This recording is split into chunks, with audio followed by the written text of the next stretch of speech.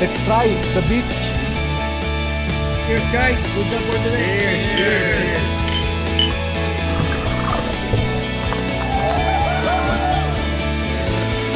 Ayos, diba? We're on our way.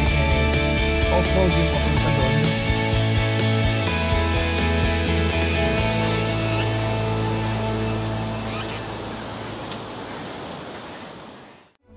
Overland Exploration Philippines is presented by Nito Tire Philippines, fueled by enthusiasts. Together with Overland Kings, our total overland outfitter.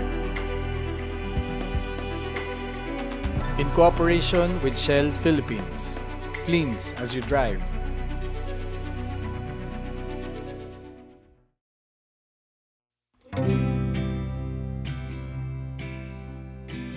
Day 27 na. Halos isang buwan na din kaming bumabiyahe at ilang araw na lang matatapos na namin ang Visming Leg. Pero bago tayo makarating ng Luzon, madami pa tayong papasyalan dito sa Visayas. At kikitain din natin ang ilang kaibigan nating looper.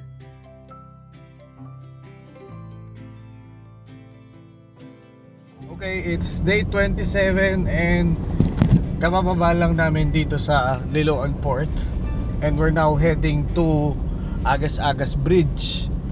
So oras natin ngayon it's 4:06. So whole day na tayong nagro-roro since we left Surigao. Ang trip ng ating auto is now 3,235 kilometers na ang tinakbo natin since kilometer 0. So after natin sa Agas-Agas Bridge, diretso naman tayo ng Tacloban, then doon tayo magpapahinga before we head straight to San Juanico Bridge.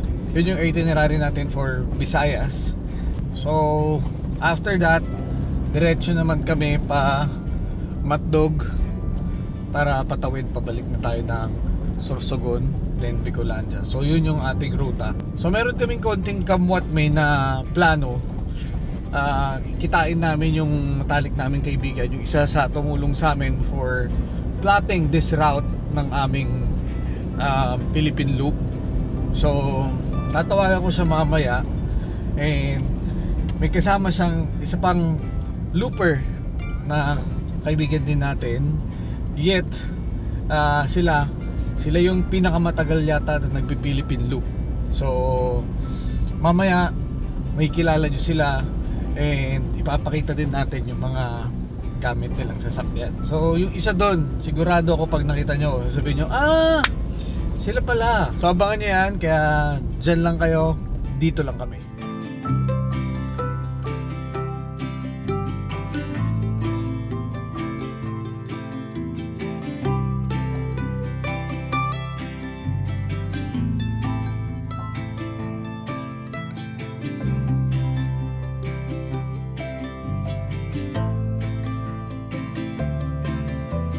Alam nyo ba na ang Agas-Agas Bridge ay ang pinakamataas na tulay sa buong Pilipinas? Na may taas na 89 na metro at may haba namang 350 metro. Sinimulan itong gawin noong 2006 at natapos ito sa taong 2009. Nagkakahalaga ito ng hindi bababa sa 1 bilyong piso.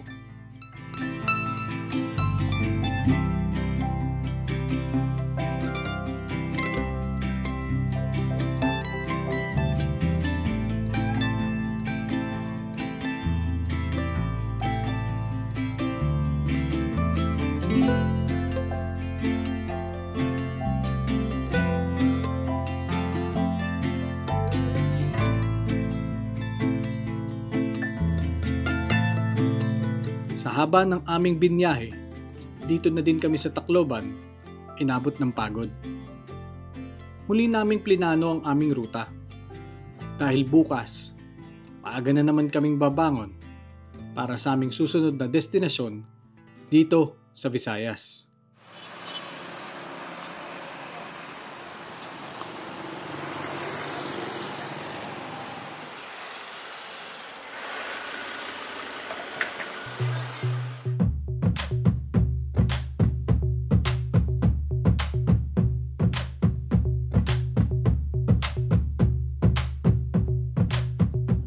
Alright, good morning guys from Tacloban. It's our day 28 and we're driving now going to the public market.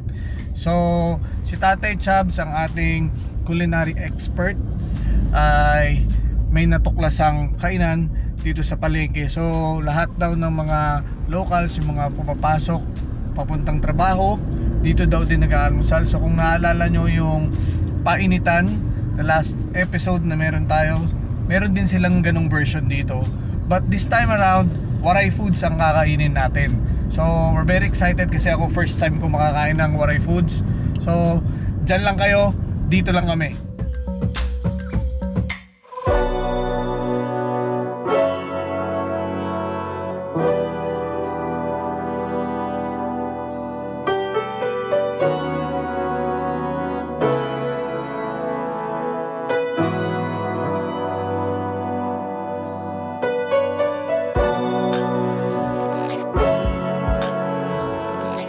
Order ako ng beef caldereta. So matitikman natin yung mga luto ng waray. So yung pinakaiba lang daw sa luto nila sa Tagalog, yung mga twist ng luto nila, kung paano nila ginagawa. Katulad ng kinilaw nila, may gata. So usually diba pag kilawin, suka lang. So matitikman natin. Yung iba umorder ng beef steak, yung iba umorder ng humba. So last time na natikman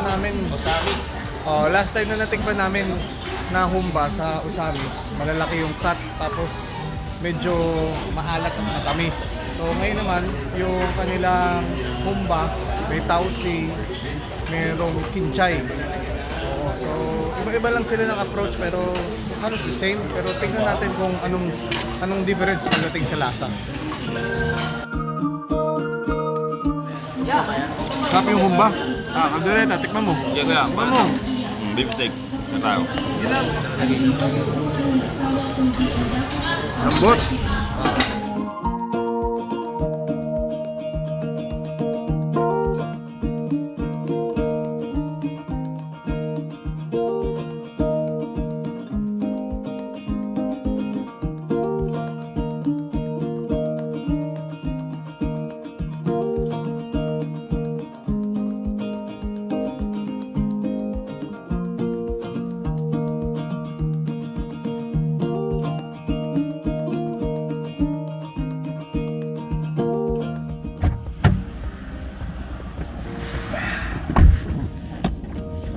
So after natin mag-lunch sa Tacloban Public Market, diretso na tayo ngayon ng San Juanico Bridge.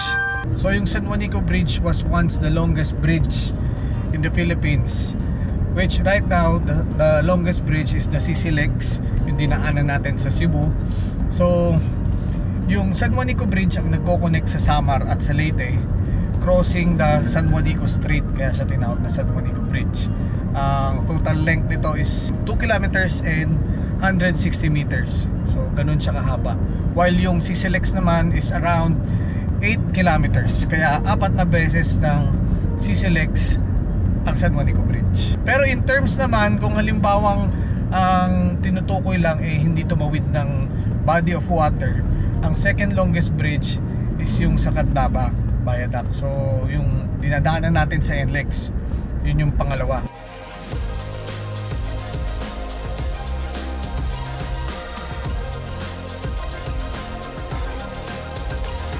Stopover saglit. Nandito tayo ngayon sa UCM Leyte.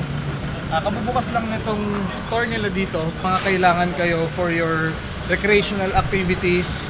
So meron sila dito mga ATVs, meron sila ditong jet ski, and kung ano man yung kailangan nyo na nasa Manila, pwede naman i-deliver dito. Order lang kayo. Si Boss Dino. So pag may kailangan kayo, inquire lang kayo kay Boss Dino. Anong daanan to, Boss? Bali itong Maharlika Pan Highway po papuntang San Juanico Bridge. San Juanico Bridge. Oh, And then Barangay Diit po to, Barangay Diit, Tacloban City po. May sarili na bang Facebook page Yes to? po, meron. So yun, pag may inquiries kayo, Facebook page nila, or pwede nyo rin Personal message po. personal message si Boss Dino. Contact us po. Yung cellphone number ko po is 0945-98-23758. So open to every... Bali open po kami Monday to Saturday, 8 AM to 5 PM po. Okay, so guys, yun po, meron silang branch dito sa Tacloban. And sa Visayas region, meron pa po silang dalawang branch which is Iloilo and Bacolod po. Iloilo and Bacolod. So, pag kailangan nyo nga po ng inyong mga recreational needs like the ATVs, jet ski, kayak, so contact them lang po. So, pupunta namin kuya ng San Juanico Bridge. Nice meeting you po. Thank you. Maraming salamat po.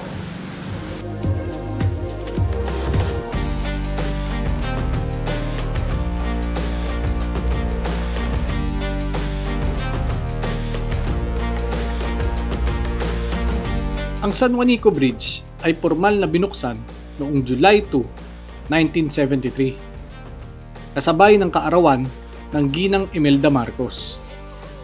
Bahagya itong nagtamo ng sira noong bagyong Yolanda at agad namang naisaayos sa loob ng isang buwan. Isa ito sa pinakamalaking infrastruktura na itinayo ng dating Pangulong Marcos.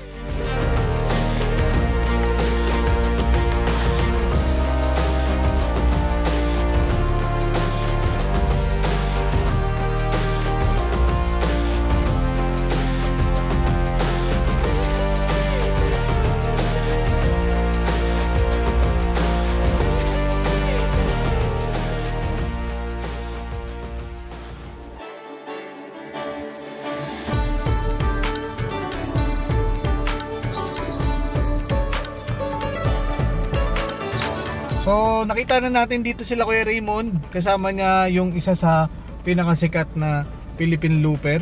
Siyempre, andyan si Bahay Jeep na umiikot ngayon sa buong Pilipinas. Ayun siya oh, ayun si Boss Francis oh.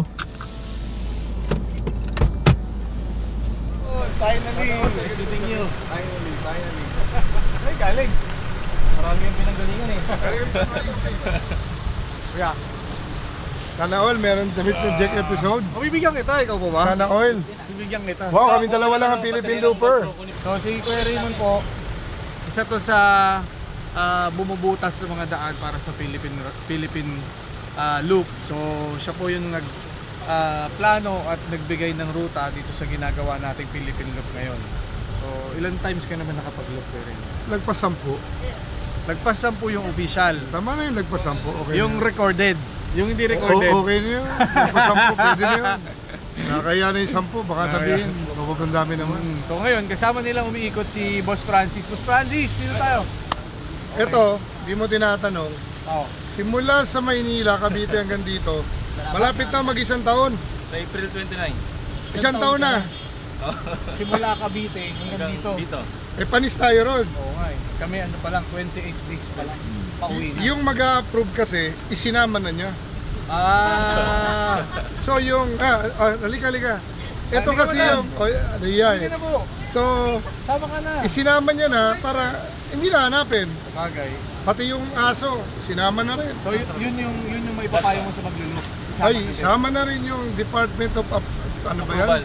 Approval. Department of Approval. Yun, isasama na rin. Anong pinaka, Boss Francis, anong pinaka-ultimate goal? Bakit minsan sobrang tagal sa isang lugar? Nung sinearch namin kung ano yung tawag sa ginagawa namin, cultural tourism. Yung nakipag-engage kami sa local. Sa local. Oo. Oo. Parang nabubuhay kami kasama nila. Okay. Which is, yun din yung gusto namin talaga. Parang ma-experience yung food, yung culture nila. Tapos, at least kahit pa paano, natuto ng ilang dialect nila. Language. Oo.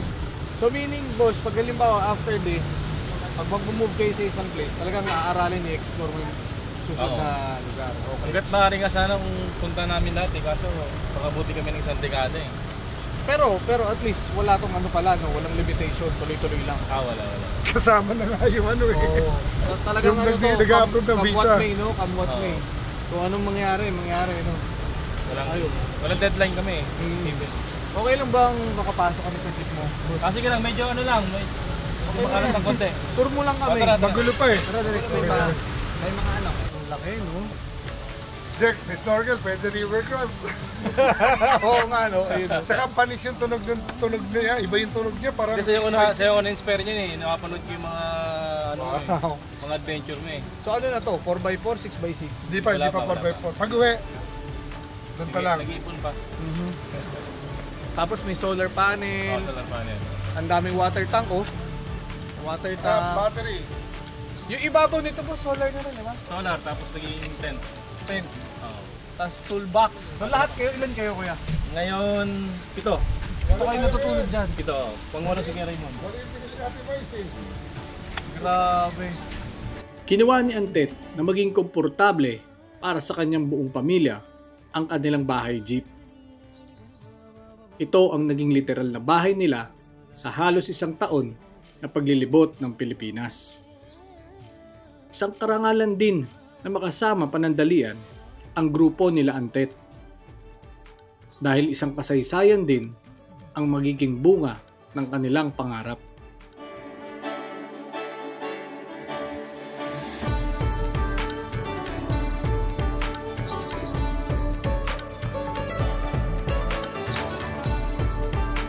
Ito yung ibabaw ng jeep nila. Napanood ko nung nakaraan, ginawa nila tong deck eh. Dito sila kumain, uminom. Tapos may life vest sila dito, mga nakataling gamit. May mga boxes. Siguro mga ano nila to, tools. Tapos may mga pang ano pa dito, subview. Dami nilang gamit dito sa ibabaw. Tables. Tapos meron silang 3 solar panel dito. Ayos, di ba? So, tour natin si Boss Ted. So, dito po sa likod, nandito po yung aming fridge.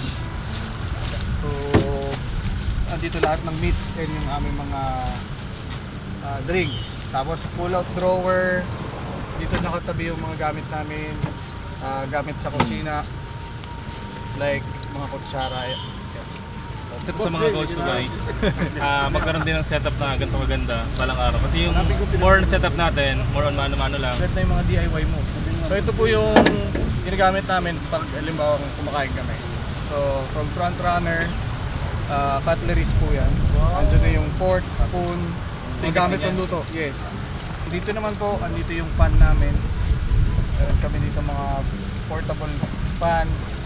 Like, Ito na gamit nila guys, naka-organize lahat. Cargo. So, ito po yung fan namin. Dalawa, we have 2 kasi dalawa lang naman kami ni RJ Sarik, yung shooter editor natin. Tapos, ito, mga ilaw, from Claymore, mga pegs. Ay, ito boss, may bibigay pala ako sa'yo yung... Wow! Yeah. Joke lang. Ito. Kailangan mo to. Usually, pag nasa area kayong malamok, Uy, kailangan namin yan. ito. Yung incense na to boss, mabango. Pero ang purpose talaga niya is insect killer talaga siya. So yan. Guys, magamit natin ito panigurado. Yes. Kasi marami tayong mga napupuntahan na maraming lamok. Yes. Kailangan mo yan boss. Handa na kami. Tapos may axe kami dito. Tapos andito din yung mga gamit namin for charging, mga electricity, mga ganyan. Tapos pag nabutasan ka ng gulong, so pang patch, dala rin kami. What else? Parang dami nating kulang sa jeep ah. So yun, yung Raptor cooler. So ito naman tour, andito yung aming Starlink. Oh, oras para sa'yo nalagay yan. So, Pero tour sa kanya lang. Door sa kanya. Tayo brandless. so next time po, napag-aralan namin, pwede naman po palang i-mount, tapos habang tumatakbo. Roam yung sa'yo, di ba? Oo. Pwede, may signal siya kahit tumatakbo. Kasi yung mga na-meet namin, yung Team CDO, nakakabit lahat ng Starlink nila sa ibabaw ng sakyan nila. While running, habang mobile, may signal pa rin. Wow, cute. Sarap magluto dyan ha? Ito dyan. High pressure yan boss, so kung magluluto kayo, katulad nung gamit ni Ninong Rai. Oo. Yan mismo yun. Oh, may bato pa. Like camera, drones, mics, kung ano-ano pa na kailangan i-charge, dyan namin sina-charge. Flashlight. Yan. Tapos, ito lahat to, gawa ni Overland King. So, Syntex battery power management and charger. So, yan yung nag-charge ng battery namin. So, alternator sa solar. So, ibabaw naman na mayroon ding solar panels. Ilang panel yung ano nyo? Dalawang 160. So, 320. Saan nakalagay? Foldable. So, ibabaw yan mo. Pwede mong tungtungan itong gilid. Diba? Yes. Okay na. Pwede bang padamay? Long nipis. Tapos foldable siya. Parang blue wave lang. Ano sa boss, hindi siya nababasan. Kahit mabagsakan ng buko. Buko na. Yung kanya kasi, nabagsakan ng buko eh. bagsakan ng buko yung ano natin guys eh. Solar natin eh. Ang ganda, nipis lang.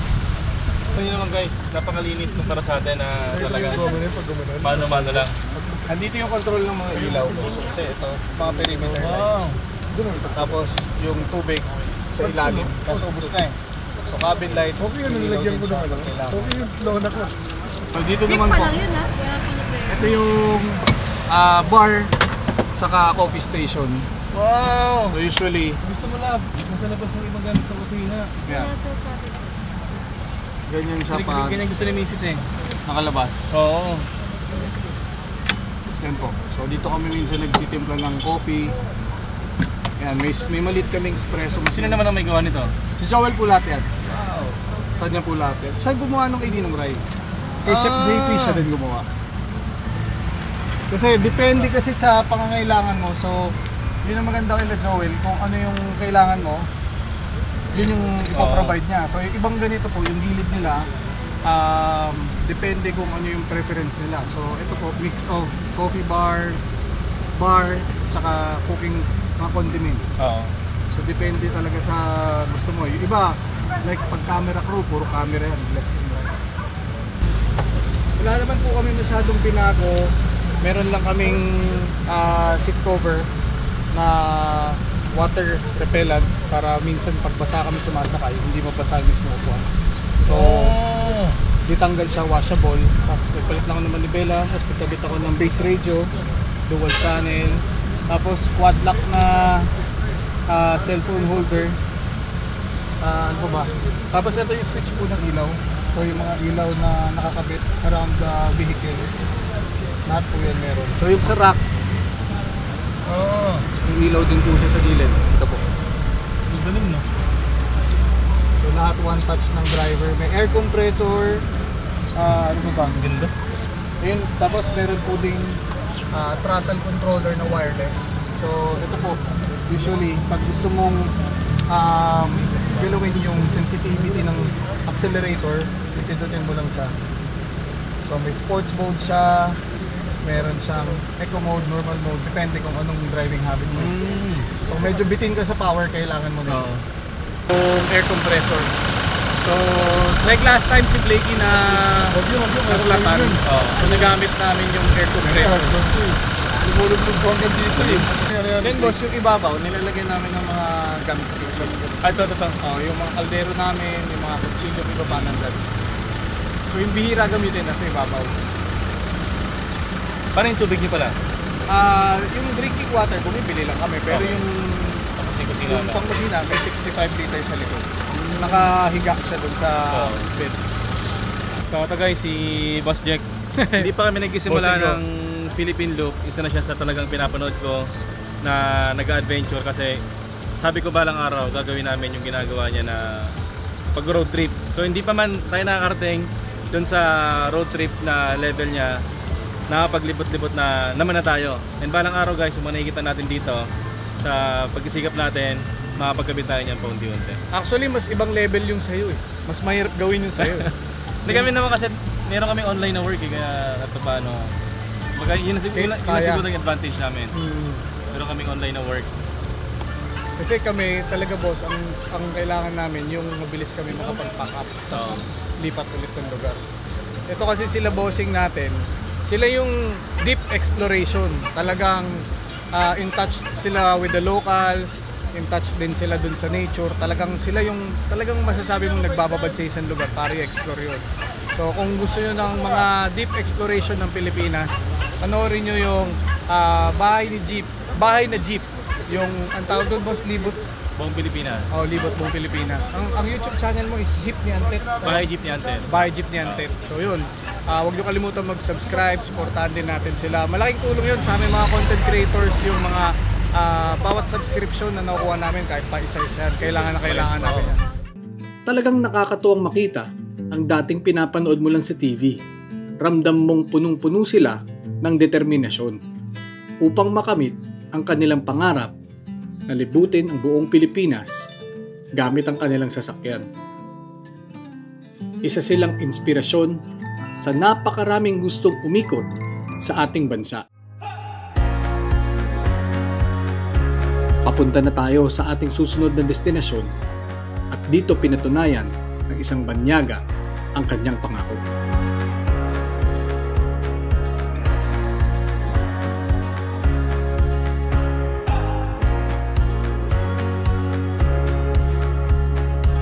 So right now, nandito na tayo ngayon sa MacArthur's Landing.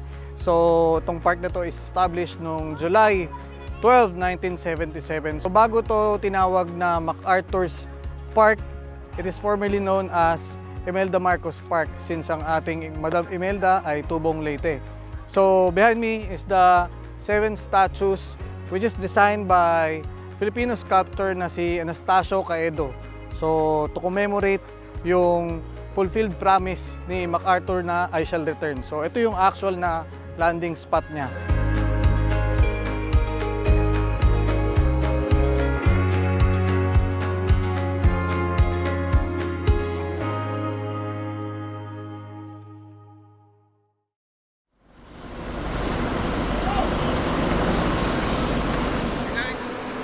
Tulad ng unang araw ng aming pag-alis, ito na muli ang araw naming pinakihintay. Uuwi kaming panandalian sa aming mga pamilya bago tumungong Luzon upang kumpletuhin ang aming Philippine Loop. Ngunit bago yan, may mga tutuklasin pa tayo sa daan pa uwi.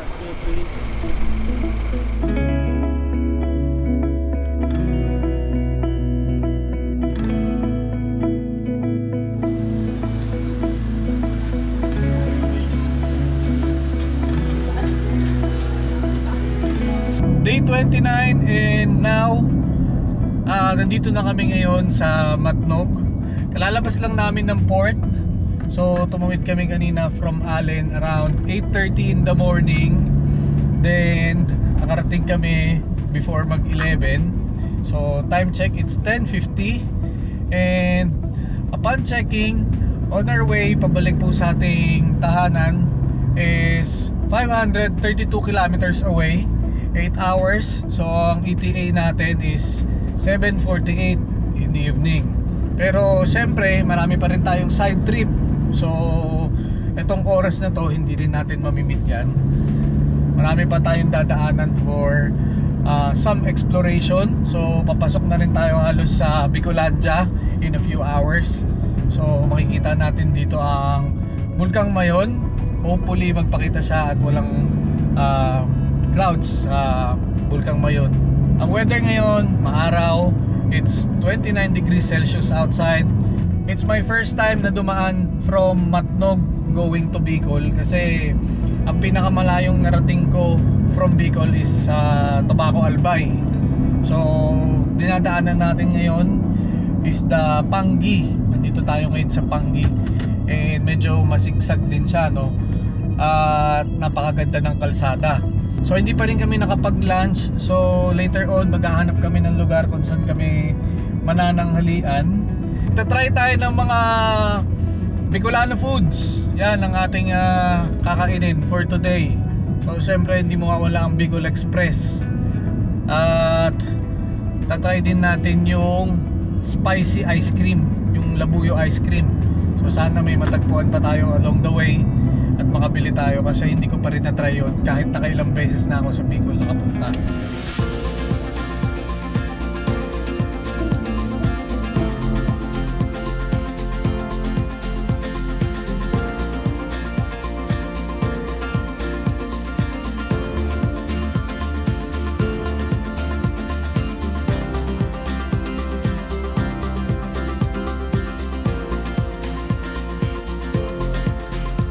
So after driving for almost an hour, dito na kami ngayon sa Daraga, sa Kagsawa Ruins, and bumibili kami ng mga souvenir. So later on pupunta tayo doon, and nakita ko dito din natin matatry yung sili ice cream. So abangan yung lahat yan. Ayan, tingnan naman natin yung pili tart. Pili tart? Up. So dahil isa to sa pinaka produkto dito nila sa Bicol, madaming klase ng pili. So may tart, may sugar coated, may ano ba to? Parang pulburon, honey glaze. Lahat ng pwede lagyan ng pili. Pansit ba to? May pili din to, te? Lalagyan mo lang. Sarap. 1.5. Ano? Level 5. Sili ice cream. Weh, may level? 1, 2, 3, 4, 5. Oh, meron dito yung level. Ito yung level 5. Level 1, 2, 3, 4, 5. Avocado level 5. Anghang. Hindi. Chocolate level 2. Ice cream pa rin siya, kaso yung aftertaste yung anghang. Pag natunaw mo na yung ice cream sa bibig mo, doon mo mararamdaman yung sili. Pero wala, tolerable. Try mo. Ito natin. Level 5 agad.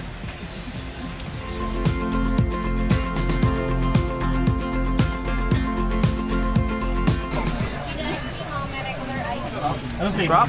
Anong flavor? Strawberry? Ayun, biglang umaanghang. Terminator kasama natin. Hasta la vista. Sarap na Merp.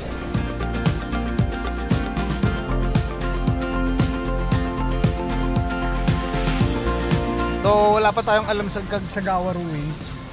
Ang alam lang natin lumubog siya na church. So sabi ni Google, it was constructed noong 1724 and it was destroyed nung eruption noong 1814.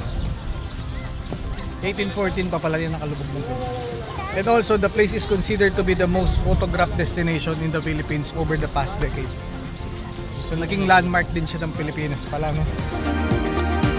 Ang mapait na kasaysayan ng Kagsawa ay napalitan ng ngiti at saya ng mga turista at dayuhan sa pagkamangha at sayamang kwentong taglay nito, na ngayon ay isa na sa pinakasikat na atraksyon ng Albay.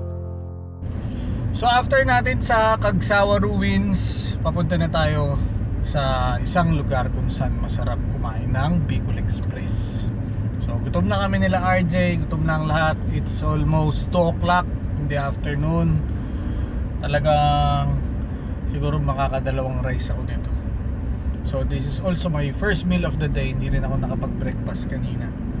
Tignan natin kung ano yung kaibahan ng authentic Bicol Express na dito talaga sa Bicol versus yung mga kinakain natin dun sa Maynila at mga lutong bahay. So malalaman natin yan. Antayin nyo lang.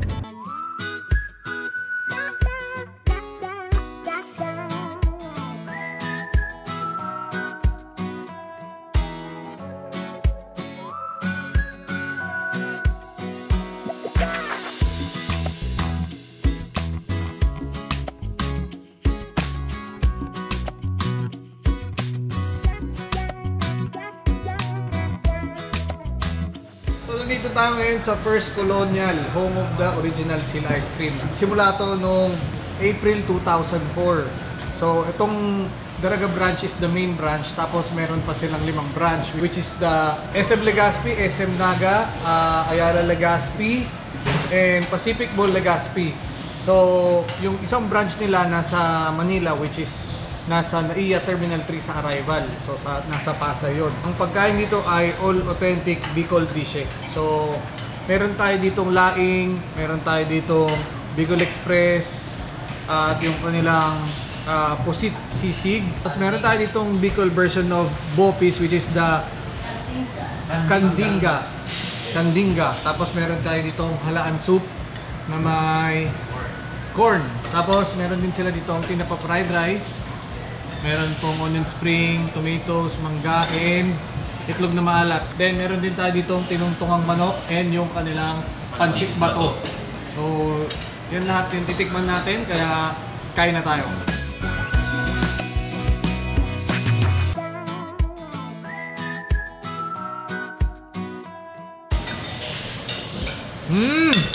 Yun o.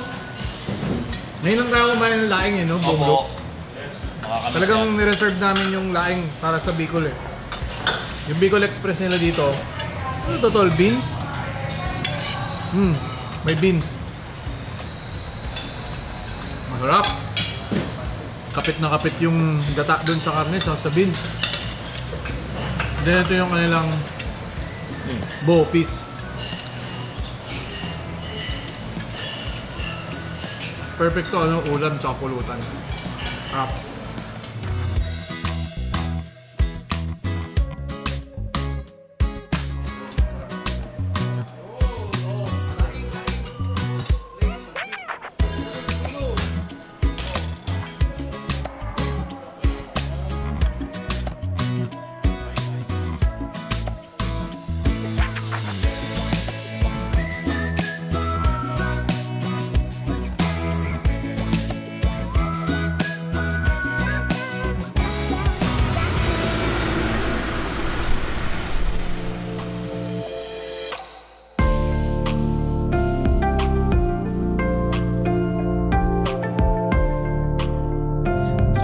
experience naman sa aming Vismin Loop talaga namang kakaiba. Talagang masasabi kong babalikan ko ang Vismin anytime soon kasi bitin yung mga stay namin dun sa mga napuntahan namin lugar. So maraming salamat po sa lahat ng tumanggap sa amin, mga nag-host sa amin, simula dyan sa grupo ng Cebu, grupo ng Cagayan de Oro, and syempre hindi natin makakalimutan ang mga tropang Bukidnon. So ano rin yan, sobrang solid experience din yan. Grabe yung feeling nung nakita ko yung communal ranch, talagang right before your eyes. Iba, ano siya, para siyang wallpaper sa sobrang ganda niya. And sobrang thankful kami kasi inabot pa natin siya ng ganun. Kasi lately, itong trip na to, napansin namin malala na yung mga wildfire. So meron kaming clips dun sa lugar ni Kuya MCAS. Ang ganda sana nung spot, kaso yung portion ng bundok na yon sunog. Sana ma-preserve pa natin yung kalikasan para ma-prevent natin itong mga wildfire, para alam mo yun, maabutan pa ng mga future generations. So Gensan ng Davao, lahat po ng grupo, pati po yung tumanggap sa amin ng Alamada, syempre si Dato James, si Vice Gov Adjong, lahat po ng nag-assist sa amin, yung mga pulis, yung mga sundalo po na sumama din po sa amin para po makarating po kami ng safe sa Marawi. Napakalaking tulong po ng lahat ng binigay niyong suporta sa amin to make this Philippine Loop memorable and possible. At nagpapasalamat din po pala kami sa aming mga sponsors. So hindi pa naman to outro, no? Kumbaga it's just a relief na natapos na namin yung Vismin. So gusto ko lang i-extend yung gratitude namin sa mga sponsors and partners, sa mga tumulong. Ayan, maraming salamat po. Tuloy-tuloy natin i-explore ang Pilipinas. So non-stop exploration tayo. At uubusin naman natin ngayon yung kalsada ng Luzon. Ang target namin dito sa Luzon, one of the highlights syempre si Apuwang Od. Itatry namin, sana lang walang kahit anong aberya, landslide or whatsoever. Itatry namin abutin yung first highest peak, yung bagong highest peak na highway system ngayon. Before was the Halsema Highway, ngayon kasi Tinok na yata kung di ako nagkakamali. So yun ang target naming puntahan via Aritao. And after that, didiscover din tayo syempre ng mga local eats. Syempre napaka-rich din ng culture ng mga northern people, lalo bandang yan, Benguet, di ba? So big fan tayo ni Erwan. So napapanood namin yung mga pinupuntahan ni Erwan, yung mga kinakain ni Erwan. Talagang doon kami na-inspire na puntahan at din ma-experience yung mga na-experience ni Sir Erwan. Talagang kumbaga nung pinapanood ko siya, masasabi ko gusto ko matry yun. So isa yan. So madami kayong aabangan sa Luzon Loop. Sa sand dunes din tayo. Marami talaga kumbaga sabi nga nung crew, mas excited sila dito kahit na yung iba dito napuntahan na nila. Mas excited sila. Though na-shock sila dun sa mga pinuntahan namin, like the Enchanted River, yung Olarte Cave. Hindi namin nakalain na may ganun sa Gensan. So yung mga pagkain din, grabe. Pagdating sa Mindanao, talagang yung tuna hindi mo makakalimutan. So lahat ng yan, abangan nyo po sa mga susunod na episodes. Gusto lang din po namin pasalamatan ng Fastcat. So since sa amin pong day 1 hanggang ngayon, ang last Roro trip namin sa Philippine Loop na to, kasama po namin ng Fastcat. So sila po ang isa sa pinaka mabilis at pinaka safe na Roro. So kung magpi-Philippine Loop po kayo, check out Fastcat and yung kanilang mga booking. Katulad po ng lagi namin ginagawa, nakikipag-communicate kami ahead of time para sa schedule. So nakakapag-book din po kami through phone and online para pagdating nyo po sa port, planchado na lahat, wala na masyadong waiting. I-claim nyo na lang po yung ticket dun sa kanilang ticketing office. And also shoutout din pala kay Sir Francis Rivera, ang ating chairman ng Philippine Loop Adventure Tour by ATPI. Thank you sa inyo po ni Kuya Raymond. Yan, ang ating Master Raymond. Kilalang kilala ng lahat ng looper. Yung dalawang yan. So, yun guys, pag gusto nyo mag Philippine Loop, make sure na magpa-register kayo sa Philippine Loop Adventure Tour. Kasi ang maganda dito, bukod sa ma-acknowledge yung achievement nyo na pag-Philippine Loop, lahat ng mga looper pag nasa lubong nyo, kumbaga alam nyong may something in common kayo. So it's either magtutulungan, magbabatian. So camaraderie is there. Kaya pag nasa lubong nyo sila, alam mo yun, iba yung feeling eh. Masaya pag nakita nyo sila sa, oy, nandito na pala kayo. Parang katulad nung nangyari nung na-meet namin sila Antet, sila Boss Antet. So yan, isa rin Philippine Looper yan. Ibang klaseng style yan, medyo madugo yung nila Antet. So malaking bagay. At the same time, ang ganda ng mga perks, ang ganda rin ng mga katulad nito, ng mga merch. So may jacket ka din sa dulo na finisher or conqueror, may plaque. So lahat yan makukuha nyo pag nagpa-register kayo sa plat. So yun yung magandang advantage of doing the loop. Syempre dapat align. Alam nyo rin yung mga checkpoints, alam nyo rin yung mga dapat puntahan. Yun yung yun yung advantage. So if ever you're doing the loop, make sure na registered kayo sa Philippine Loop Adventure Tour. So sobrang sulit yung registration fee nila. And also gumawa kayo ng napaka-epic na video. Kasi may chance kayong manalo ng 150,000 for best loop video. So hopefully magawa namin yon at kami yung manalo. So it's not about the price, but it's about yung pride. It's about the pride na yung output ng ginawa namin na appreciate at nanalo. Kumbaga yung so-called na matawag kang best loop video, yun yung gusto namin dun eh. Kumbaga at least lahat ng pagod, lahat ng everything namin nandun. Kumbaga talagang magiging proud ka. Kumbaga talagang yung buong grupo magiging masaya. Kasi it's something na magiging memorable dahil imagine, 'di ba, yung Philippine Loop Adventure Tour na manalo ka. So sa dami ng participants doon at manalo ka ng first, yun pa lang sobrang laking achievement na. So make sure guys na mag-register kayo. Napakadali kausap ni Sir Francis. Napakasarap sa feeling na alam mo yun, pag sinabi mong part ka ng Philippine Loop Adventure Tour at member ka, iba. So pwede yan sa kotse, pwede yan sa motor, pwede yan sa, actually meron sila ngayon naglalakad lang. Ayan, iba-iba ng means of looping the entire Philippines. So hopefully magkaroon ng branch yung Philippine Loop Adventure Tour, which is yung sinasabi ni Sir Francis na overlanding style, which is yung katulad ng ginagawa natin ngayon, or the 4x4.